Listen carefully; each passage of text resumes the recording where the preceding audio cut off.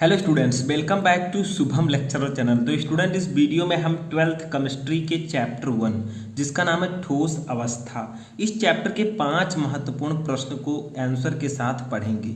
Student, जैसा कि आपको पता है कि मैं ऑलरेडी आपको ठोस अवस्था चैप्टर पढ़ा चुका हूं, जो कि मैंने पूरे चैप्टर को एक ही वीडियो में पढ़ाया है। ठीक है, उसको मैंने पीडीएफ भी दे दिया है उस वीडियो के नीचे। तो आप लोग सर्च करेंगे ठोस अवस्था चैप्टर शुभम लेक्चरर, तो आपको ये वीडियो मिल जाएगा। ठीक है, अब इस वीडियो को तो मैं पढ़ा चुका हूँ, लेकिन इस चैप्टर से रिलेटेड कुछ क्वेश्चंस हैं जिनका आंसर आपको जानना बहुत ही जरूरी है। ठीक है, ठोस अवस्था चैप्टर मैं आपको ऑलरेडी पढ़ा चुका हूँ। इस वीडियो में हम ठोस अवस्था चैप्टर के 5 महत्वपूर्ण प्रश्नों को पढ़ेंगे उत्तर के साथ, तो वीडियो को लास्ट तक देखते रहें। ठीक है, देखिए क्वेश्चन क्या है। क्वेश्चन नंबर 1 हमारा है, क्रिस्टलीय ठोस क्या है, यानी कि क्रिस्टलीय ठोस क्या है। ठीक है, तो इसका डेफिनेशन हम समझेंगे और उदाहरण समझेंगे।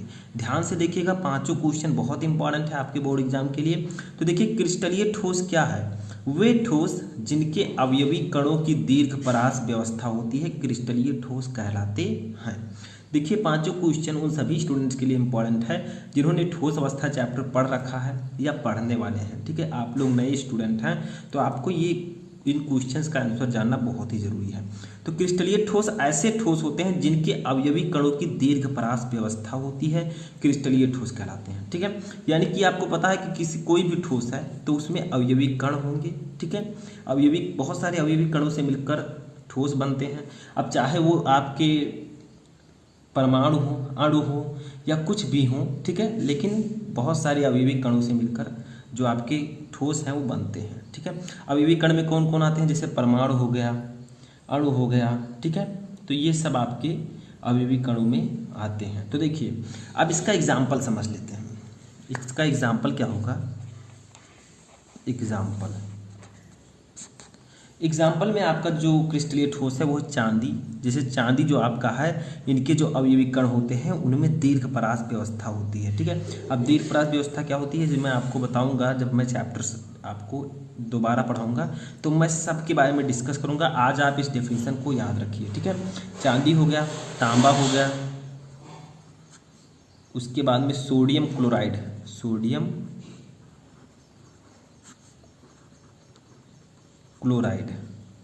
ठीक है, ये सब जो आपके होते हैं, सोडियम क्लोराइड का फार्मूला होता है NaCl, ये आदि, ये सब जो है क्रिस्टलीय ठोस के उदाहरण हैं। इनमें जो अवयवी कण होंगे उनकी दीर्घ परास व्यवस्था होगी। ठीक है, तो इसमें क्या है, चांदी, तांबा, सोडियम क्लोराइड आदि। समझ में आया। ऐसे अगर मान लीजिए अक्रिस्टलीय ठोस पूछ लिया गया तो आप लोग कह सकते हैं वे ठोस जिनके अवयवी कणों की लघु परास व्यवस्था, दीर्घ के स्थान पर आप लोग लघु कर दीजिएगा, होती है, वो क्या होती है, अक्रिस्टलीय ठोस होते हैं। ठीक है, अब अक्रिस्टलीय ठोस के एग्जाम्पल्स भी आपको जानने जरूरी हैं। ठीक है, तो अक्रिस्टलीय ठोस का जो उदाहरण है वो जैसे कांच, रबड़, प्लास्टिक, ये सभी जो है अक्रिस्टलीय ठोस होते हैं। ठीक है, तो ये इसका उदाहरण है। अब देखिए, सेकंड क्वेश्चन हमारा है कि धात्विक ठोस को स्पष्ट कीजिए। यानी कि जो आपका मेटेलिक सॉलिड होता है, धात्विक ठोस होता है, वो क्या होता है। ठीक है, तो इसमें भी सिंपल है, इसको चलिए हम लोग जानते हैं। तो देखिए, जो ठोस धातुओं के गुण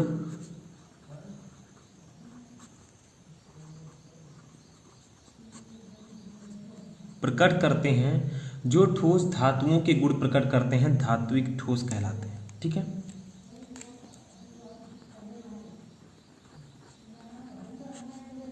धात्विक ठोस कहलाते हैं। ठीक है, जो ठोस धातुओं के गुण प्रदर्शित करते हैं या प्रकट करते हैं वे धात्विक ठोस कहलाते हैं। जैसे उदाहरण देखिए, उदाहरण इसका होगा,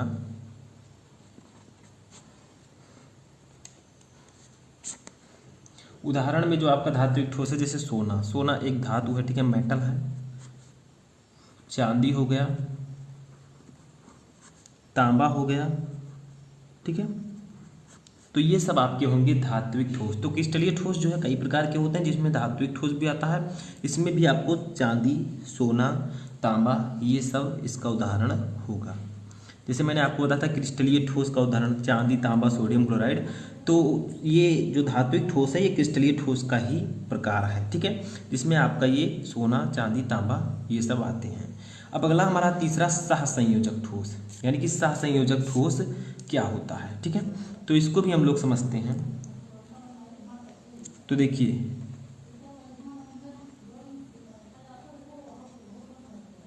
सहसंयोजक ठोस, ठीक है, सहसंयोजक ठोस क्या होता है थोड़ा आप अच्छे से लिखिएगा। तो सहसंयोजक ठोस क्या होता है, इसमें क्या होगा, जिन ठोसों के क्रिस्टल जालक, ठीक है, क्रिस्टल जालक परमाणुओं से बने होते हैं, परमाणुओं से बने होते हैं, ठीक है, जिन ठोसों के क्रिस्टल जालक परमाणुओं से बने होते हैं वो क्या कहलाते हैं, सहसंयोजक ठोस। तो लिखिए हुए सहसंयोजक ठोस कहलाते हैं, ठीक है। तो सहसंयोजक ठोस क्या है, ऐसे ठोस जिनके क्रिस्टल जालक परमाणुओं से बने होते हैं वो कहलाते हैं सहसंयोजक ठोस। अब इसका कुछ एग्जाम्पल हम लोग देख लेते हैं। तो सहसंयोजक ठोस का एग्जाम्पल होगा हीरा, डायमंड, ठीक है, ग्रेफाइट, हीरा, ग्रेफाइट और एक आपका होगा सिलिका, ठीक है, ये सब आपके सहसंयोजक ठोस के एग्जाम्पल्स होंगे, ठीक है। तो समझ में आया। ऐसे ठोस जिनके क्रिस्टल जालक, देखिए बहुत सारे क्रिस्टल जालक मिलकर ठोस का निर्माण करते हैं, ठीक है, तभी तो ठोस के जो परमाणु होते हैं ठोस बहुत मजबूत होता है। तो जिन ठोसों के क्रिस्टल जालक परमाणुओं से बने होते हैं वे सहसंयोजक ठोस कहलाते हैं। एग्जाम्पल आपका हीरा, ग्रेफाइट, सिलिका, ये सब बहुत ही मजबूत होती हैं। हीरा आप देखेंगे तो बहुत मजबूत होगी क्योंकि इनके क्रिस्टल जालक परमाणु से बने होते हैं। अब देखिए चौथा क्वेश्चन हमारा जो है ये बिंदु दोष, यानी कि जो ठोसों में दोष पाए जाते हैं उनसे रिलेटेड है। मैंने आपको बताया था फाटकी दोष, फ्रैंकल दोष, बहुत सारे दोष मैंने आपको बताया। उन्हीं में से ये है कि क्रिस्टलों में कौन सा बिंदु दोष संबंधित ठोस के घनत्व को परिवर्तित नहीं करता है। यानी कि ठोस जो क्रिस्टल, बहुत सारे क्रिस्टल से मिलकर ठोस बनते हैं, तो क्रिस्टलों में ऐसा कौन सा बिंदु दोष है जो ठोस के घनत्व को परिवर्तित नहीं करता है।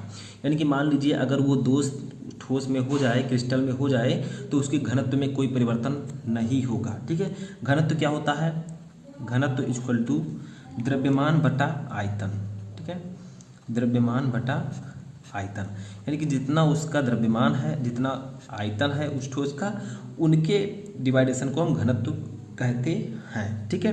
तो पूरे घनत्व में जो है ऐसा कौन सा दोष है क्रिस्टलों में जो अगर हो जाए उस क्रिस्टल में तब भी उसके घनत्व में परिवर्तन नहीं होगा, तो वो है आपका फ्रैंकल दोष, ठीक है, फ्रैंकल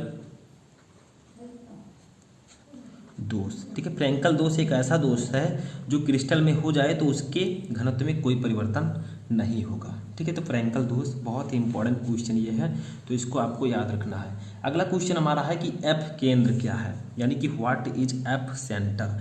तो इसका हेडिंग डालते हैं, छोटा सा इसका डेफिनेशन लिखते हैं ताकि आपको याद रहे हमेशा, ठीक है। तो एफ केंद्र क्या है, वह स्थान जहां ऋण आयन रिक्तिका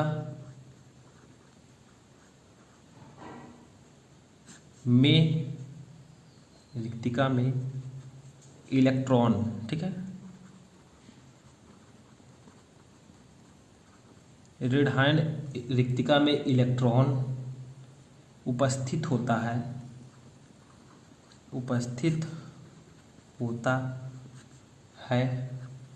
एफ केंद्र कहलाता है। क्या कहलाता है, एफ केंद्र कहलाता है, ठीक है। यानी कि क्या कहा गया, वह स्थान जहां ऋणायन रिक्तिका में, यानी कि ऋणायन की जगह पर इलेक्ट्रॉन उपस्थित होता है, उसे हम कहते हैं एफ सेंटर। तो इसको समझेंगे कैसे, देखिए यहाँ पर ये एक आपका क्रिस्टल जालक है, ठीक है। इसमें जो है बहुत सारे अणु तो देखिए ये एक क्रिस्टल है, ठीक है। इसमें जो है बहुत सारे यहाँ पर आपके रिक्तिका हैं, ये देखिए यहाँ पर, ठीक है। अब यहाँ पर है क्या, इस रिक्तिका में धन आयन ऋण आयन होंगे, तो मान लीजिए यहाँ पर धन आयन, यहाँ पर ऋण आयन, यहाँ पर धन आयन, यहाँ पर ऋण आयन, यहाँ पर धन आयन, यहाँ पर ऋण आयन, ठीक है। यहाँ पर धन आयन, यहाँ पर ऋण आयन ऐसे उपस्थित हैं, ठीक है। यहाँ पर मान लीजिए ऋण आयन, यहाँ पर भी धन आयन, ऋण आयन, धन आयन, ऋण आयन, धन आयन, ऋण आयन, धन आयन, ऋण आयन। अब देखिए इस क्रिस्टल में है क्या, इस क्रिस्टल में एक स्थान है जहाँ पर ऋण आयन होना चाहिए, बट यहाँ पर एक इलेक्ट्रॉन आकर बैठ गया है, ठीक है। क्या है, एक इलेक्ट्रॉन आकर बैठ गया है, तो इसी को हम कहेंगे एफ केंद्र। क्या कहा गया, वह स्थान जहाँ ऋणायन रिक्तिका में इलेक्ट्रॉन उपस्थित होता है एफ केंद्र कहलाता है। तो देखिए यहाँ ऋणायन रिक्तिका में इलेक्ट्रॉन आकर इस जगह पर बैठ गया है, ठीक है। तो इसको हम कहेंगे एफ केंद्र। तो डेफिनेशन बहुत सिंपल है कि वह स्थान जहाँ ऋणायन रिक्तिका में इलेक्ट्रॉन उपस्थित होता है एफ केंद्र कहलाता है। तो आई होप कि आपको ये पूरी तरह पांचों क्वेश्चन के आंसर समझ में आ चुके होंगे। कैसा लगा आपको ये वीडियो कमेंट बॉक्स में बताएं, और क्या इसी तरह का वीडियो आपको सेकंड चैप्टर का भी चाहिए, अगर चाहिए तो उसको भी कमेंट बॉक्स में सजेस्ट करें।